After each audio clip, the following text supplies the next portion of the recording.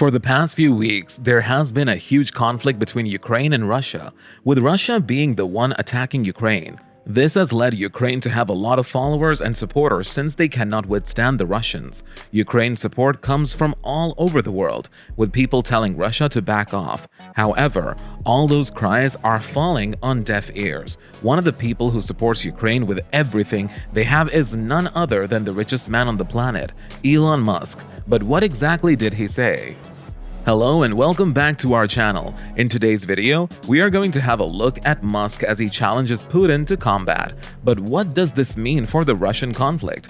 Before we continue, please give this video a like and subscribe to our channel for more amazing videos. And with that, let's find out what Musk had planned for Putin. Recently, the conflict between Ukraine and Russia has been getting worse and worse. However, despite all the drama going on, Ukraine is still getting tremendous support from people all over the world. It is so serious to the point that even Russians themselves are supporting Ukraine. They are protesting to President Putin to stop the madness.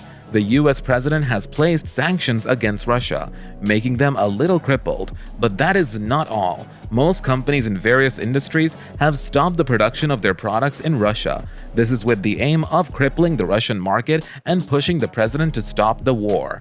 However, in all these conflicts and sanctions, there is one man who is standing out to rightly support Ukraine.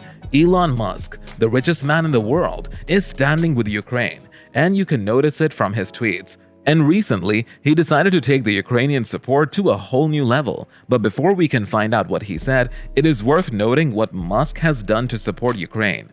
Shortly before the conflict started, Elon Musk was set to transport satellite dishes that would help the Ukrainian access the Starlink internet, which is satellite internet connectivity provided by SpaceX, Elon Musk's company. However, after the conflict started and Russia began attacking Ukraine, Musk sped up the transportation and made them get there faster.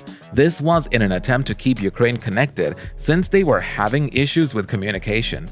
He has provided a lot of satellites, and they have all been distributed to various cities, especially those that have been affected by the conflict. Right now, most of the Ukrainians are connected to the internet, and there are more satellite dishes set to be taken to Ukraine. On Monday, March 14th, Elon Musk offered to support Ukraine in what might be the strongest way ever. He just wants to end the invasion of Ukraine anyway. Musk decided that it would be a good idea to challenge the Russian president on a one-on-one fight. Musk took to Twitter and said, "I hereby challenge Vladimir Putin to single combat. The stakes are Ukraine." In the tweet, he had written the words Vladimir Putin, Ukraine in Cyrillic script and Ukrainian script, respectively. Later on, he tweeted a follow-up post saying, "Do you agree to this fight?" In this follow-up tweet, he went on to tag Putin's official Twitter account, and the text was in Russian. As much as Putin did not reply, one of his top officials did, Dmitry Rogozin, the Director General of the Russian space agency Roscosmos, responded to the tweet by calling Musk a weakling and a little devil. In his reply, Rogozin wrote, "You little devil are still young. Compete with me, weakling.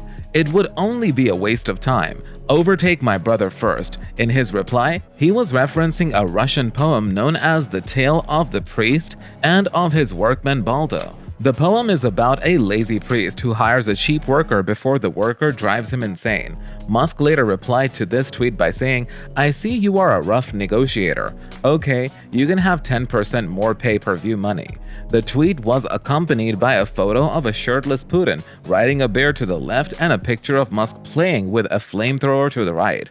But this was not the end of the Twitter thread. Musk's insane move received tremendous support from the Ukrainian leaders. This includes the mayor of the Ukrainian capital, Kyiv, and the Hall of Fame boxer Vitaly Klitschko. He had previously vowed to fight with Ukraine against Russia. After Musk's back and forth with the Russian Director General of Roscosmos, the Ukrainian Vice Prime Minister Mikhailo Fedorov tweeted, "I am sure that Elon Musk can send Putin to Jupiter." He then shared a link to a website taking donations to send Putin to Jupiter. Musk's tweets received so much support as well as so much ridicule. Shortly after he posted the first tweet asking the president for a face-off, one of the users tweeted, "The fight would be over in 10 seconds." It would just depend on how much damage Elon would want to do, how fast. Nothing else. Elon is also 19 years younger. To this, Musk responded by saying, pretty much. When it comes to trolling on Twitter, Elon Musk has quite the experience, and let's just say that this is not the first time he has gone back and forth with Rogozin in his fashion before. If you go back to April 2014, when Rogozin was Russia's deputy prime minister, he made a remark saying that the United States should try and use a trampoline to get their astronauts to the International Space Station ISS. By the time he was saying this, the United States had already imposed some economic sanctions because of Russia's 2014 invasion and subsequent annexation of Crimea, which had been part of Ukraine. Rogozin was very upset with these sanctions, and so he decided to comment on them. Some of these sanctions targeted the Russian space industry, while others targeted specific individuals such as Rogozin himself. His comment was mainly about how the US was, at the time, fully dependent on the Russian Soyuz vehicles for crewed trips outside the Earth and back. The dependence began when NASA decided it was time to retire its space shuttle fleet in July 2011, but it came to an end in May 2020. This was after SpaceX managed to successfully send 2 NASA astronauts to the International Space Station on a test mission called Demo 2.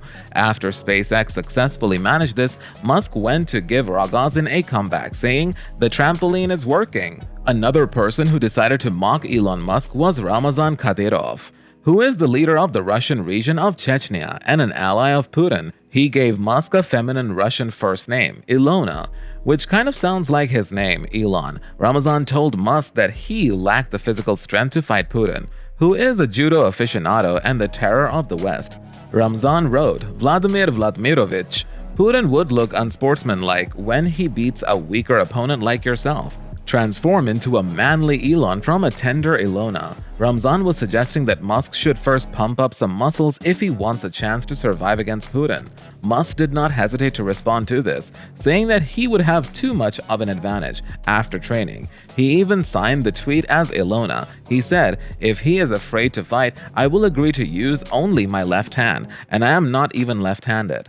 Shortly after Musk was given the name Ilona, Telegram founder Pavel Durov said that he had booked the profile name Ilona on his messaging app and was waiting for Musk to start using it. Kadyrov quickly suggested that Durov change the name to Ilona. However, ironically enough, Kadyrov said that he respected Musk for his character and strong will. When Dmitry Peskov, Putin's spokesman, was asked about the outline war that was going on, he said, "We don't follow it. We haven't been reading Twitter for a long time."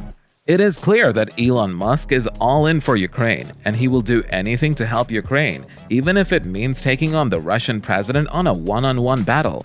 Elon Musk has also done a great deal to help Ukraine in this time of crisis, and we don't think that he will stop after all. Ukraine needs all the support that it can get. What do you think of Musk's plan to invite the Russian president for a face-off? If it were to happen, who do you think would win? Let us know in the comment section below. Also, don't forget to leave a like and subscribe to our channel for more awesome videos. Thanks for watching, and see you next time.